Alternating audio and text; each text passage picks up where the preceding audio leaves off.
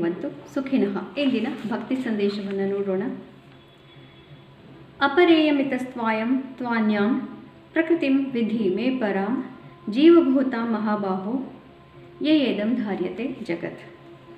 ನನ್ನ ಇನ್ನೊಂದು ಪ್ರಕೃತಿ ಸ್ವರೂಪ. ಈಗ ನಾವು ಪಂಚಭೂತಗಳು ಮತ್ತು ಅಹಂಕಾರ ಇತ್ಯಾದಿಗಳನ್ನು ಅಷ್ಟಪ್ರಕೃತಿಗಳನ್ನು ಹೇಳಿದ್ವಿ ನಾವು, ಬುದ್ಧಿಮನ ಮತ್ತು ಅಹಂಕಾರ ಅನ್ನುವಂಥದ್ದು. ಈಗ ಇನ್ನೂ ಒಂದು ಪ್ರಕೃತಿಯ ನನ್ನ ಸ್ವರೂಪ ಏನು ಅಂತಂದರೆ ಇಡೀ ಬ್ರಹ್ಮಾಂಡವನ್ನು ನಾನು ಧರಿಸಿದ್ದೇನೆ. ಆ ರೂಪ ನನ್ನದು. ಮತ್ತು ಪ್ರತಿಯೊಂದು ಜೀವಿಯಲ್ಲೂ ನಾನು ಸೂಕ್ಷ್ಮ ರೂಪದಲ್ಲಿದ್ದೇನೆ ಅಲ್ಲ, ಅದು ಇನ್ನೊಂದು ನನ್ನ ಪ್ರಕೃತಿಯ ರೂಪ. ಅದನ್ನು ಈಗ ನಾನು ವಿಶದವಾಗಿ ಹೇಳ್ತಾ ಇದ್ದೇನೆ ಅಂತ ಭಗವಂತ ಈಗ ಸೃಷ್ಟಿಯ ಒಂದು ರಹಸ್ಯದ ಬಗ್ಗೆ ಮಾತಾಡಲಿಕ್ಕೆ ಹೊರಟಿದ್ದಾನೆ.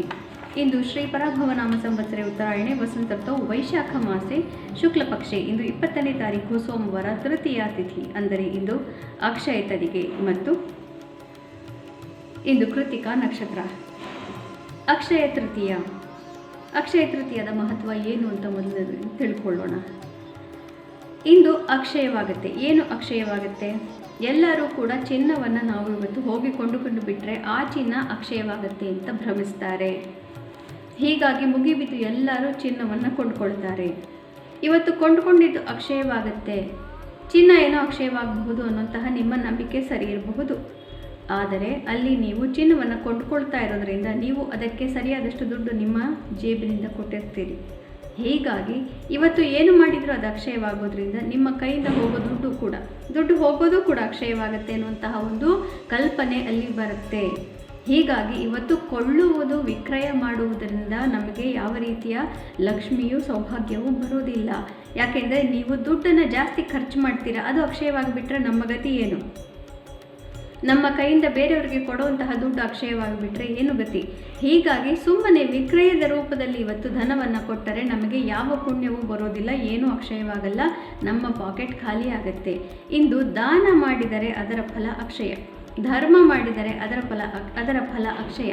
ಇಂದು ತಪಸ್ಸು, ಧ್ಯಾನಾದಿಗಳು, ಮಂತ್ರಗಳನ್ನು, ಪೂಜೆ ಇತ್ಯಾದಿಗಳನ್ನು ಮಾಡಿದರೆ, ಮಂತ್ರ ಪಠಣೆಯನ್ನು ಮಾಡಿದರೆ ಅದು ಅಕ್ಷಯವಾಗುತ್ತೆ. ದಾನ ಬಹಳ ಮುಖ್ಯ. ಯಾವುದೇ ಒಂದು ದಾನವನ್ನು ಮಾಡಿದರೆ ಅದರ ಫಲ ಅಕ್ಷಯವಾಗುತ್ತೆ. ಇಂದು ಸುವರ್ಣ ದಾನವನ್ನು ಮಾಡಿದರೆ ನಮ್ಮ ಮನೆಯಲ್ಲಿ ಸುವರ್ಣ ಹೆಚ್ಚಾಗುತ್ತೆ. ಈಗ ಸುವರ್ಣವನ್ನು ದಾನ ಮಾಡೋಷ್ಟು ಧೈರ್ಯ ಯಾರಿಗೂ ಇರೋದೇ ಇಲ್ಲ. ಅಷ್ಟೊಂದು ದುಡ್ಡು, 1 ಗ್ರಾಮಿಗೆ 17,000 ತನಕ ಮುಟ್ಟಿಬಿಟ್ಟಿದೆ. ಸುವರ್ಣ ದಾನ ಇನ್ನು ಕಲಿಯುಗದಲ್ಲಿ ಕಲ್ಪನೆ ಮಾತ್ರ ಅಂತ ನಮಗೆ ತೋರ್ತಾ ಇದೆ. ಈಗ ಹೀಗಿದ್ದಾಗಿಯೂ ಕೂಡ 1 ಗ್ರಾಮ್ ಗೋಲ್ಡನ್ನು ದಾನವನ್ನಾಗಿ ನೀವೇನಾದರೂ ಮಾಡಿದರೆ ಅದರ ಫಲ ಇಂದು ಅಕ್ಷಯವಾಗುತ್ತೆ. ನಿಮಗೋಸ್ಕರ, ಲೋಭಕ್ಕೋಸ್ಕರ ಕೊಳ್ಳೋದಕ್ಕಿಂತ, ನಮಗೋಸ್ಕರ ಕೊಳ್ಳೋದಕ್ಕಿಂತ ದಾನ ಮಾಡಬೇಕು. ಬೇರೆಯವರಿಗೆ ಒಳ್ಳೆಯದಾಗುವಂತೆ ವಸ್ತ್ರದಾನ ಮಾಡಬಹುದು, ಧನದಾನವನ್ನು ಮಾಡಬಹುದು.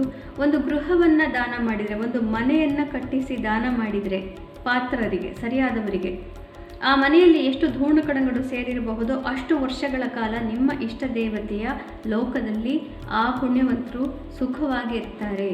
ಕೈಲಾಸದಲ್ಲಿರಬಹುದು, ವೈಕುಂಠದಲ್ಲಿರಬಹುದು, ಕೃಷ್ಣನ ಜೊತೆ ಗೋಲೋಕದಲ್ಲಿರಬಹುದು, ಅಥವಾ ಸತ್ಯಲೋಕದಲ್ಲಿರಬಹುದು, ಊರ್ಧ್ವ ಲೋಕಗಳಲ್ಲಿ ಅಪರಿಮಿತ ಅಕ್ಷಯ ಭೋಗವನ್ನು ಅನುಭವಿಸಿ ಆ ಒಂದು ಲೋಕದಲ್ಲಿ ಸುಖವಾಗಿ, ಅಷ್ಟು ಮನೆಯಲ್ಲಿ ಧೂಳು ಕಣಗಳೆಷ್ಟಿದ್ವೋ ಅಷ್ಟು ವರ್ಷಗಳ ಕಾಲ ಅವರು ಸುಖವನ್ನು ಪಡ್ತಾರೆ. ಹೀಗಾಗಿ ಇಂದು ದಾನ ಮಾಡಬೇಕು ಮತ್ತು ಇಂದು ಧ್ಯಾನ ಮಾಡಬೇಕು, ಅದು ಬಹಳ ಮುಖ್ಯ. ಮತ್ತು ನಾವು ಕಥೆಗಳನ್ನು ನೋಡಿದರೆ ಅಕ್ಷಯವಾಗಿದ್ದು, ದ್ರೌಪದಿಗೆ ಅಕ್ಷಯ ಪಾತ್ರೆಯನ್ನು ಕೃಷ್ಣ ಕರುಣಿಸಿದಂತಹ ದಿವಸ ಇವತ್ತು. ದೂರ್ವಾಸ ಮುನಿಗಳು ಅವೇಳೆಯಲ್ಲಿ ಇವರೆಲ್ಲರೂ ಪಾರಣೆ ಮುಗಿಸಿದಂತಹ ಸಮಯದಲ್ಲಿ ಬಂದು ತಮ್ಮ ಶಿಷ್ಯ ಸಮೂಹದೊಡನೆ ಬಂದು ಬಿಡ್ತಾರೆ.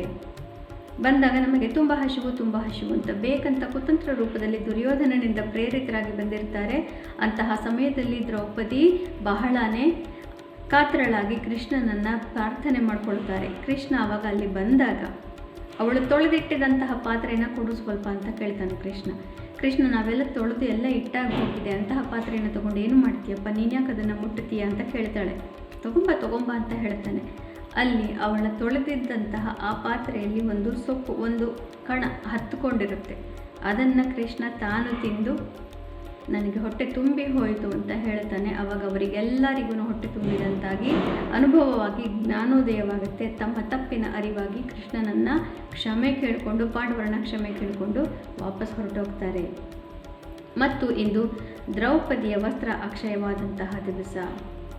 ದ್ರೌಪದಿಯ ಮಾನ ರಕ್ಷಣೆ ಮಾಡಬೇಕಾದ್ರೆ ಏಕವಸ್ತ್ರಧಾರಿಣಿಯಾದಂತಹ ಅವಳನ್ನು ಸಭೆಯಲ್ಲಿ ಕರೆದುಕೊಂಡು ಬಂದು ಎಲ್ಲರ ಎದುರಿಗೆ ದುಶ್ಯಾಸನ ಅವಳ ಸೀರೆಯನ್ನು ಸೆಳೆದು ಅಪಮಾನ ಮಾಡಲಿಕ್ಕೆ ಹೊರಟಾಗ ಅವಳು ಕೃಷ್ಣನನ್ನು ಯಾಕೆ ಮೊದಲೇ ಆಗಲಿಲ್ಲ ಇದೆಲ್ಲ, ಅವಳನ್ನು ಕರ್ಕೊಂಬಂದು ಕೆಡವಿ ಎಲ್ಲರೆದುರಿಗೂ ಕೂಡ ಅವಳ ಅಪಮಾನ ಮಾಡೋದಕ್ಕೆ ಸೀರೆಗೆ ಕೈ ಹಾಕುವ ತನಕ ಯಾಕೆ ಕೃಷ್ಣ ಮೊದಲೇ ಬರಲಿಲ್ಲ ಅಂತಂದರೆ ಇಲ್ಲೊಂದು ಧರ್ಮ ಸೂಕ್ಷ್ಮ ಇದೆ. ಅಲ್ಲಿಯವರೆಗೂ ಕೃಷ್ಣ ಅಂತ ಅವಳು ಅಂದಿರಲಿಲ್ಲ. ಬೇರೆ ತನ್ನ ಈ ಒಂದು ಪರಿಸ್ಥಿತಿಯ ಬಗ್ಗೆನೇ ಯೋಚನೆ ಮಾಡ್ತಾ ಇದ್ಲು. ಇವತ್ತು ದ್ಯೂತ ಆಡ್ತಾ ಇದ್ದಾರೆಯೇ, ಅವರು ನನ್ನನ್ನು ರಾಜ್ಯಸಭೆಗೆ ಕರೀತಾ ಇದ್ದಾರೆ, ನಾನು ರಾಜ್ಯಸಭೆಗೆ ಬರೋ ಹೋಗಿಲ್ಲ, ನಾನು ಏಕವಸ್ತ್ರಧಾರಿಣಿಯಾಗಿದ್ದೇನೆ, ನಾನು ಅಲ್ಲಿ ಮೈಲಿಗೆ ಜಾಗ, ನನ್ನ ಮೈಲಿಗೆಯಿಂದ ಅಲ್ಲಿ ನಾನು ಬರಲಿಕ್ಕಾಗೋದಿಲ್ಲ. ಇದನ್ನೆಲ್ಲ ಯೋಚನೆ ಮಾಡ್ತಾ ಇದ್ಲು. ಏನಾಗಿರಬಹುದು, ಯಾಕಾಗಿರಬಹುದು, ನನ್ನ ಗಂಡಂದ್ರಿಗೆ ಏನಾಗಿರಬಹುದು, ನಮ್ಮ ರಾಜ್ಯಕ್ಕೆ ಏನಾಗಬಹುದು, ಇದೆಲ್ಲ ಯೋಚನೆಯನ್ನು ಮಾಡ್ತಾ ಇದ್ಲೇ ಹೊರತು ಅವಳು ಕೃಷ್ಣ ನನ್ನನ್ನು ಕಾಪಾಡು ಅಂತ ಕೇಳಲಿಲ್ಲ. ಕೇಳುವವರೆಗೂ ಕೃಷ್ಣ ಬರೋದಿಲ್ಲ. ಯಾಕೆಂದರೆ ನಮ್ಮಲ್ಲಿರುವಂತಹ ಸಂಸ್ಕಾರ ಬಲದಿಂದ ನಾವು ಗೆದ್ದುಕೊಳ್ಳೋದಿದ್ರೆ ಗೆದ್ದುಕೋಬಹುದು. ಕೃಷ್ಣನನ್ನು ಕೇಳಲಿಲ್ಲ. ಅವಳು ಕೇಳಿದ್ದು ದುಶ್ಯಾಸನ ಕೈಗೆ ಅವಳ ಸೀರೆಗೆ ಕೈ ಹಾಕಿ ಎಳೆಯೋದಕ್ಕೆ ಶುರು ಮಾಡಿದಾಗ ಕೃಷ್ಣ ಅಂತ ಪ್ರಾರ್ಥನೆ ಮಾಡಲಿಕ್ಕೆ ಶುರು ಮಾಡ್ತಾಳೆ. ಇನ್ಯಾರೂ ಕಾಪಾಡಲಿಕ್ಕೆ ಆಗಲಿಲ್ಲ. ಅವತ್ತು ಎಂಥೆಂಥ ಮಹಾರಥರು ಅಧಿರಥರು ಸಭೆಯಲ್ಲಿ ಕೂತಿದ್ರು, ಭೀಷ್ಮ ದ್ರೋಣಾದಿಗಳೇ ಇದ್ದರು, ದೇವತೆಗಳೆಲ್ಲರೂ ಇದ್ದರು, ಯಾರೂ ಮುಂದೆ ಬರಲಿಕ್ಕೆ ಸಾಧ್ಯವಾಗಲಿಲ್ಲ ರಾಜಾಜ್ಞೆ. ಅಂತಹ ಪರಿಸ್ಥಿತಿಯಲ್ಲಿ ದ್ರೌಪದಿಯನ್ನು ಕಾಪಾಡಿದ್ದು ಕೃಷ್ಣನ ಹೆಸರು, ನಾಮಸ್ಮರಣೆ. ಹೀಗಾಗಿ ಈ ಕಲಿಯುಗದಲ್ಲೂ ಕೂಡ ನಮ್ಮ ಹೆಣ್ಣು ಮಕ್ಕಳಿಗೆ, ಈಗಿನ ಕಾಲದ ಹೆಣ್ಣು ಮಕ್ಕಳಿಗೆ ರಕ್ಷಣೆ ಅನ್ನೋದು ಬಹಳ ಅವಶ್ಯಕತೆ ಆಗ್ತಾ ಇದೆ. ಸಮಾಜದಲ್ಲಿ ದುಷ್ಕರ್ಮಿಗಳು ತುಂಬ ಜಾಸ್ತಿ ಆಗ್ತಾ ಇದ್ದಾರೆ.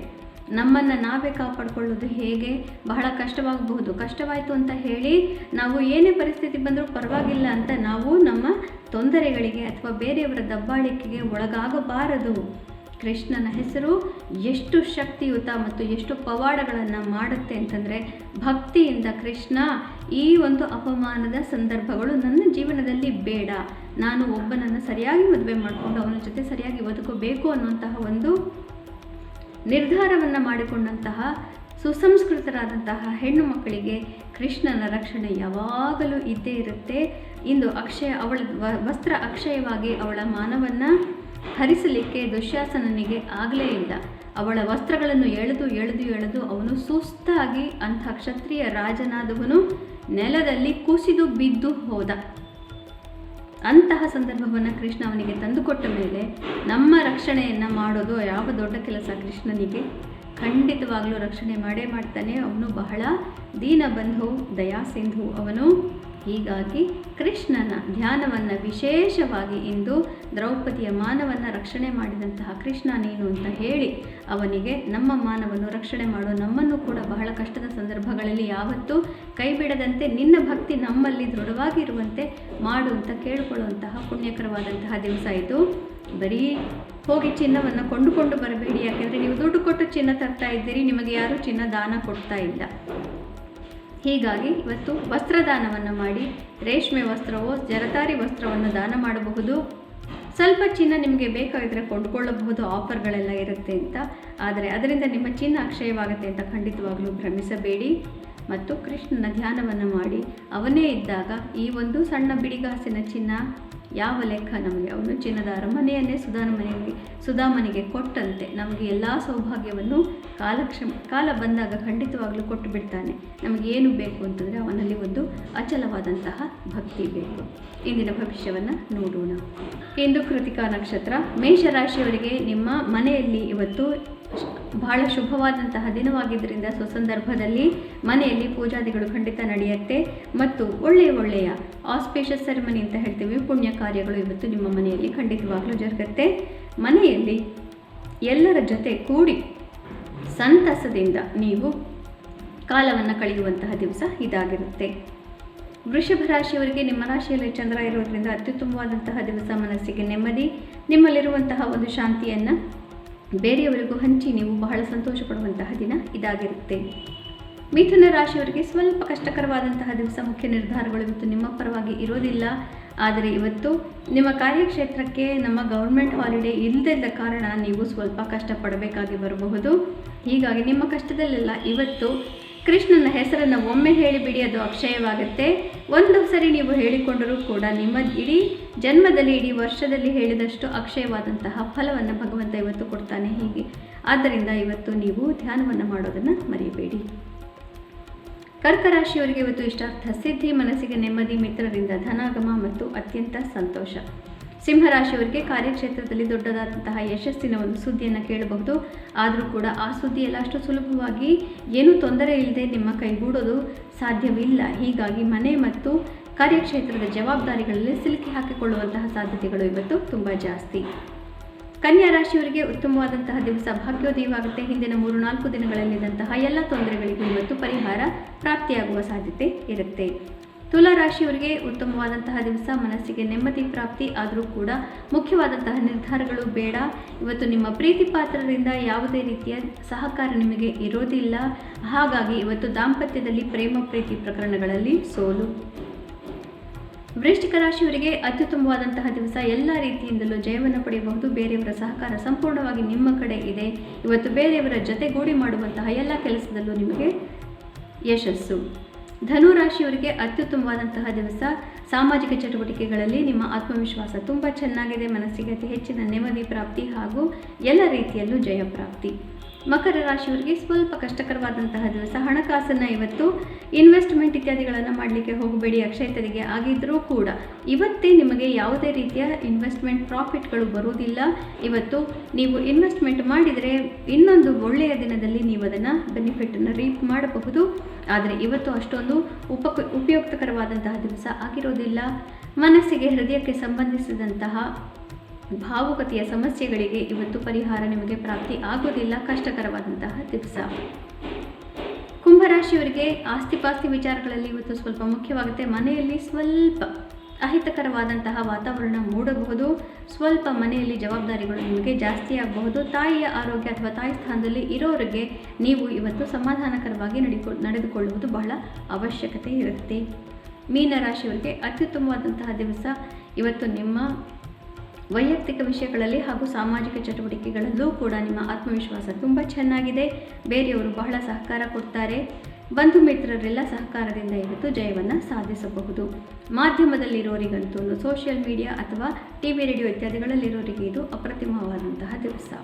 ಪುನಃ ನಾಳೆ ಭೇಟಿಯಾಗೋಣ. ಅಲ್ಲಿವರೆಗೂ ನಿಮಗೆ ತಿಳಿದೇ ಇದೆ, ಗೀತಾ ಶ್ಲೋಕಗಳ ಶ್ರವಣ, ಪಠಣ, ಮನನ, ಲೇಖನ ಯಾವುದೋ ಒಂದನ್ನು ಕೂಡ ಮಾಡಿದರೂ ಜನ್ಮಾಂತರದ ಪಾಪನಾಶ, ಪುನರ್ಜನ್ಮ ಇಲ್ಲ. ಶುಭಮಸ್ತು. ಶ್ರೀಕೃಷ್ಣ ವಿಜಯತೆ.